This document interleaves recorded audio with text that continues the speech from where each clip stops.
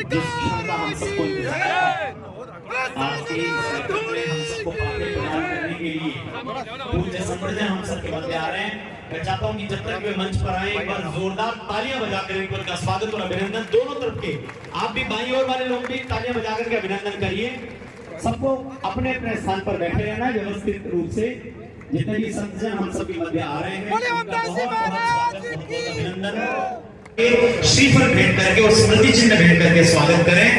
आप इधर से आ जाइए, इधर से आ जाइए, हाँ इधर से आ जाइए और शॉल उड़ाइए उनको आपसे, और आप सब लोगों की जोरदार तालियों के साथ उनका अभिनंदन। सांगलपति महाराज की, सभी संतों की। गैलरी है उसको थोड़ा खाली छोड़ दें ताकि दोनों तरफ बैठे हुए लोगों को आप थोड़ा सा यहाँ से स्थान दिख सके। मैं आपसे पुनः बार बार अनुरोध कर रहा हूँ, आप सब लोग पीछे चले जाइए। ये अनुरोध भी है, थोड़ी कार्यक्रम के मर्यादा के दृष्टिकोण से भी हम सब उसको देखेंगे। सब लोगों से भगवान की आरती करती हैं उसी तरह से एक आरती उस आदमी के नाम की भी जरूर करेंगे अगर आप पढ़ लो तो। ये हमारा दुर्भाग्य है। परिस्थितियां चाहे कोई भी रही होंगी, लेकिन बाबा साहेब डॉक्टर अंबेडकर को हमारी मातृशक्ति ने पढ़ा नहीं है। आज हमारे जो भी माताएं बहनें जितने सुखों का आनंद ले रही हैं, उनके पीछे किसी महापुरुष का, या राठौड़ साहब ने जो उनको नाम दिया है राजर्षि, तो किसी ऋषि का अगर तप है तो वो है डॉक्टर भीमराव अंबेडकर।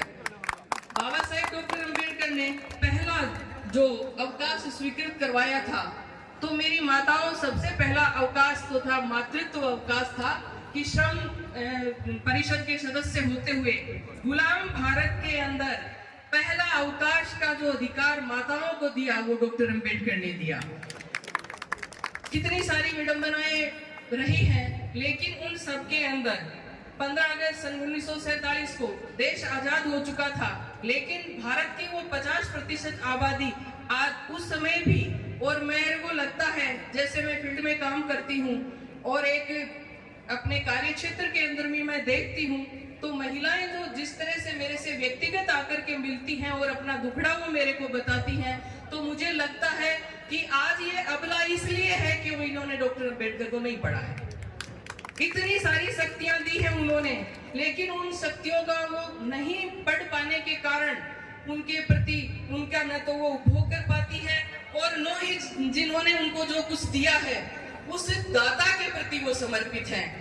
आप ये बताइए कि कोई हमारा भला करे और हम उसका नाम भी न लें, क्या ये कृतज्ञता नहीं होती है? माता तो ऐसी होती है कि वह सहिष्णु, साहस, त्याग और बलिदान की मूर्ति होती है। वो मातृशक्ति डॉक्टर अंबेडकर से दूर है। मैं आप लोगों को कहना चाहूंगी कि आप बाबा साहेब को पढ़िए। आज महिलाओं को चाहे वो मातृत्व अवकाश है, वो शिक्षा का अधिकार है, संपत्ति का अधिकार है, मताधिकार है। बहुत सारे देशों में जो अधिकार है ना, ये मताधिकार महिलाओं को ही लड़कर के मिला है, लेकिन बाबा साहेब डॉक्टर अंबेडकर ने हमको सब कुछ हमारे दामन में बिना लड़ाई किए हुए अकेले ही संघर्ष करके सारा दामन गले में डाल दिया है। तो हम उसकी कीमत नहीं समझ पाते कि मिला है हमें। उन महिलाओं को पूछो जिन्होंने मताधिकार भी संघर्ष करके आंदोलन करके लिया है। भारत की किसी भी महिलाओं को किसी भी प्रकार का कोई आंदोलन नहीं करना पड़ा और सारे के सारे सुख और आनंद उसके दामन में उस आदमी ने डाले हैं। बड़ा दुख होता है मुझे इस मंच से भी मैं कह रही हूँ कि आज भी भारत की कम से कम 90% महिलाएं इस आदमी को फूल चढ़ाने में भी, जबकि वो एक महापुरुष है, फूल चढ़ाने में भी अच्छा महसूस नहीं करती कि क्या किया है इन्होंने। अरे भाई पढ़ोगी तो जानोगी ना कि इन्होंने क्या किया है। तो आपसे मेरा अनुरोध है कि आप पढ़ो और अपनी शक्ति को पहचानो। आज एक महिला, उसके पास जितने भी जो भी अधिकार हैं, शिक्षा का, पढ़ने का, लिखने का, नौकरी करने का, 6 महीने तक वो बिस्तर पर रहती है अपने बच्चे के साथ, तो भी बाबा साहेब ने कहा था कि ये घर पे रहेगी तो ये खाएगी क्या, इसलिए इसकी तनख्वाह जो है वो सरकार दे। सोई सोई को वो खाट पे लेटी लेटी को अपने बच्चे की परवरिश करती हुई महिला को भी वो तनख्वाह मिलती है। दत्तक, यानी आपने देखा होगा जो हीरोइन सुष्मिता सेन है वो अनमेरिड है, लेकिन उसने बच्चे गोद लिए हैं। ये अधिकार किसने दिया? बाबा साहेब ने दिया कि कोई भी महिला चाहे शादी नहीं की है उसने, लेकिन उसको बच्चा चाहिए, अपना जीवन यापन करने के लिए उसको एक सहारा चाहिए, तो वो बच्चा गोद ले सकती है। जो अधिकार था वो भी डॉक्टर अंबेडकर ने दिया। मैं बाबा साहेब के कहते हैं कि अगर मान लो ऐसा संभव नहीं है, लेकिन ये जो सम्मान के अतिरेक में हम कहते हैं कि अगर अपनी चमड़ी को उतार करके भी जूते बना करके उनकी फोटो के सामने अगर अर्पित करें ना, तो भी कम है कि उस जितना मान और सम्मान डॉक्टर अंबेडकर ने हम महिलाओं को दिया है।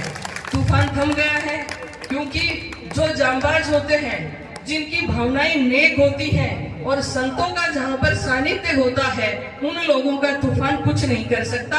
हमने हमारे जीवन में ऐसा देखा है कि बहुत सारे तूफान आए, बहुत सारे संघर्ष आए, अनंत समस्याएं आई, लेकिन वो आई और चली गई। हम अडिग थे, हम अडिग हैं और अडिग रहेंगे। ऐसे ही हमारा भारत आज इन समस्याओं से जूझ रहा है, तो हमें इस भारत को सशक्त बनाने के लिए सबको मिलजुल कर के काम करने की जरूरत है। मैं एक थोड़ा अंत में निवेदन ये करना चाहूंगी कि हम लोगों ने आजादी के आंदोलन में जितने भी हमारे महापुरुष हुए थे, वो सारे के सारे राष्ट्र के थे, सारे के सारे राष्ट्र के थे। चाहे गांधी जी हो, सरदार पटेल हो, नेहरू जी हो, इंदिरा गांधी जी हो, तिलक हो, गोखले हो, सब। लेकिन बाबा साहेब डॉक्टर अंबेडकर ने हम लोगों को एक दामन में समेट लिया, दलित मुक्त करोगे। वो भारत के सपूत थे, वो विश्व के सपूत थे, वो विश्व रत्न थे। इसलिए कभी भी कोई भी महापुरुष किसी जाति धर्म का जागीर नहीं होता। वो एक मानवता के उत्थान के लिए जन्म लेता है, तो उस महामानव को मानवता के उद्धारक के रूप में, भारत के कल्याण के रूप में सभी लोगों को दिमाग के अंदर जो भी कुछ कमी त्रुटि, जो भी शंका है, उसको दूर करके स्वच्छंद मन से आप एक बार उनको पढ़ करके देखिए कि शायद वैसा सपूत भारत में कोई दूसरा पैदा नहीं हुआ, जिन्होंने कलम की एक लाइन से, आर्टिकल 13 की एक लाइन में लिखा कि आज से पहले के सभी विधान जीरो किए जाते हैं। ऐसी क्रांति भूतों ने भविष्य दी, न हुई है न होगी। एक व्यवस्था को खत्म करने के लिए दूसरी व्यवस्था स्थापित करने के लिए खूनी क्रांति हुई है, लेकिन एक वाक्य से जिन्होंने परिवर्तन किया, ऐसा इस धरती का लाल डॉक्टर बाबा साहेब भीमराव अंबेडकर को मैं सत सत नमन और वंदन करते हुए मेरी वाणी को विराम देती हूँ। जय भारत, जय श्री राम। बंधुओं में बैठे बैठे याद कर रहे हो कि कृष्ण भगवान को अवतार हुए 5000 वर्ष पहले। जरा कंस ने बेरो पड़े हो कि मेरी मौत है जगह धरती पर आ गई। मामू जी यहाँ कंस कृष्ण भगवान का मामू जी ने बेरो पड़े हो कि मेरी मौत आ गई। जना कंस जो है जो को सोचो कि मेरी मौत कौन सी है, भी मौत न सल्टाओ।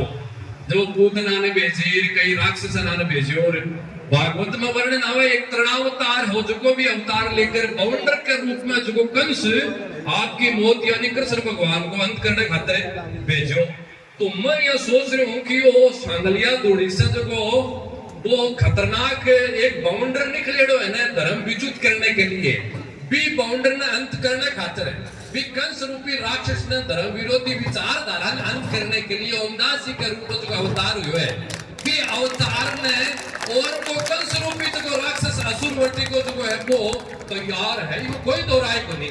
इसलिए तीर निशाना पर है। अब बात मैं कह सकूं घटे ही कोई दो राय नहीं है, क्योंकि पिछली 13 मई 2022 ने भी साक्षी ओमदास जी महाराज वीर विष्णु जी फतेहपुर बुद्धगिरी की मंडी में जो कोई कार्यक्रम हुआ को बाउंडर आयो, और पिछली 14 अप्रैल आपने सीकर में कार्यक्रम भी गया गुबो, और आज भी। इसलिए बंधुओं, साधुआ की तपस्या और आप सबको पुरुषार्थ जगह काम में लागे हुए ने वो एकदम सही ठिकाने है, और ये प्रयास रुकना नहीं चाहिए। आज बहुत दुख आपा कोई औपचारिकता न करके सीधी आपा बात ही सुन से कम शब्दा के मायने की जगह संत बीड़ो उठायो है, और संता के दर्द है कि अनवरत 1 2 5 नहीं 1000 करोड़ वर्षा से सनातन परंपरा न जीण वाला लोग जगह आज पे एक कथा कथित षड्यंत्र में आकर आपके घर से बालाजी देव देवता मान सम्मान धर्म आस्था तमाम की भावा विचारा की बातें निकलती जा रही है और निकाली जा रही है षड्यंत्र के तहत। तो कितना दुख की बात है। अगर मेरो अस्तित्व है गुरु परंपरा संत परंपरा को है, और मैं भी अस्तित्व नहीं भूल जाऊं अथवा छोड़ दूं तो मेरे घर बच्चे के सोचो मैं गुरु परंपरा ने मान लू छोड़ दूं, संत परंपरा ने मान छोड़ दूं, गौ माता ने परंपरा ने माननी छोड़ दूं तो मेरा में भलाई प्राण है लेकिन मैं प्राणा को मूल्य के है असुरता आई तो है ना। इसलिए जिस तरीके से एक मेरे बहुत प्रमुख भाई के भाई को भाइयों को जो वर्ग है भी वर्ग ने जगह तरीके से तोड़ो जा रहे है और भी तोड़ने के षड्यंत्र को जो मुकाबलो हो रहे भी बापा सब ने अडी को अगर अपन साथ देनो है कोई ये सोचता उसी आगे तो आगे ये है और आगे तो पीछे ये है। बंधुओं ओमदास जी तो कब शब्द बोले लेकिन मैं स्पष्ट बता दूं आगे तो है अखंड भारत को सपनों और पीछे है अंबेडकर जी और कोई आगे पीछे नहीं है। ये विचारधारा के पीछे अखंड भारत को सपनों है फिर पाकर रहेगा और पीछे हमारे अंबेडकर जी को और खिमादास जी संता को आशीर्वाद सांगलिया दोनों को आशीर्वाद वही आगे है वही पीछे है। इसलिए तमाम सब लोग से खवाटी का एक नई चेतना जो की जागी है बीच एक चेतना के मान साथ होकर और मन जब पतो चालो कि यह जगह प्रयास प्रारंभ हुआ है वह प्रयास को बंधुओं परिणाम यो है कि आपने कितना परिवार से एक आस्था निकल की आस्थान वापिस स्थापित होने को काम ओमदास जी महाराज के द्वारा ये चेतना प्रारंभ हुई के द्वारा प्रणीत हुए हैं। इसलिए आप थोड़ा ही बोलकर और मेरा आग्रह है श्री भगवान क्या एक जगह श्रृंखला चाली है आज शिखर से चाली है जूझलो पूछ गई है आप पूरे राजस्थान में फैलानी है पूरे भारत में फैलानी है आग लो पड़ाव खटे भगो जिसको भी माना था आग्रह करके निवेदन कर दो और इस संक्रांत सबने ग्रहण करनी है। पुनः धन्यवाद। कम शब्द के हमारे पहले लिखा करना है थोड़ा लिखा ज्यादा समझियो इसलिए कम में ज्यादा समझियो। बहुत बहुत धन्यवाद। यहाँ के माहौल में भी सब पूछा धन्यवाद। जय गौ माता जय।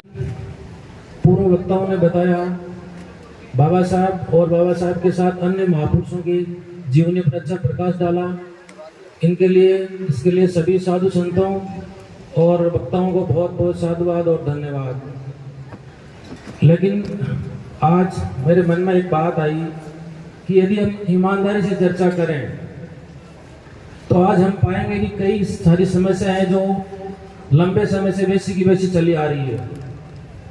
इसमें कहीं न कहीं सरकारों की कमी रही है और तो कहीं जिन लोगों के हाथ में जिम्मेदारियां रही इस देश को चलाने की उन लोगों ने यदि अपनी अपनी जिम्मेदारियां ईमानदारी से निभाई होती तो आज इस भारत देश में कोई भी गरीब नहीं होता। यदि शब्द गरीब और अमीर के बीच की जो खाई को मिलकर के मिटाया होता तो आज गांव के अंतिम छोर पे बसे किसी गरीब का टूटा हुआ छप्पर नहीं होता। आज हम सब संकल्प लेंगे कि एक दूसरे के साथ कभी भेदभाव नहीं करेंगे। जिन लोगों ने साजिश के तहत हमें लड़ाकर हमें एक दूसरे को भड़काकर जो हमारे बीच में जो खाई पैदा करी है इसको हम एक साथ होकर के मिलकर के मिटाएंगे। हो सकता है कई सारी समस्याओं का सामना हमें करना पड़े लेकिन हम डरेंगे नहीं, इस मिशन को आगे तक जरूर पहुंचाएंगे। बाबा साहब ने जो कई वर्षों पहले जो सपना देखा था इस अखंड भारत का, आज भी वो सपना अधूरा है और हम सब मिलकर के इस सपने को पूरा करने का प्रयत्न करेंगे। समय का अभाव है, मौसम भी थोड़ा समय साथ नहीं दे रहा, इसके लिए मैं अपनी वाणी को यही विराम करता हूँ और आगे जब कार्यक्रम कहीं होगा तो अपन इस विषय पे विस्तृत रूप से चर्चा करेंगे। जय साहिब की जय भारत।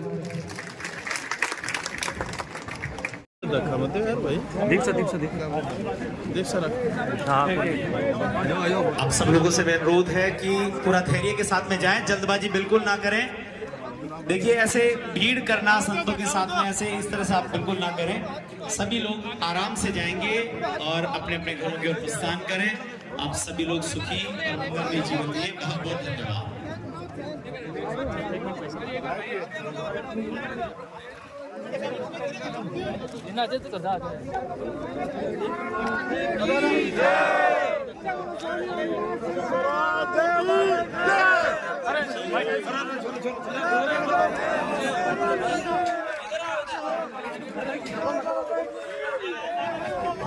अरे दीपसा आओ कड़े गया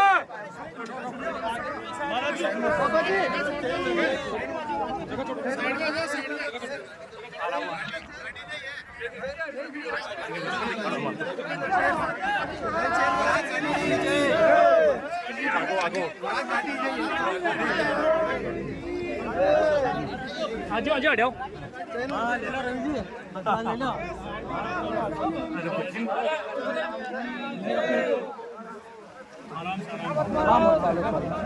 आजो आजो आजो आजो आजो मैं गाड़ी क्यों जा रही हूँ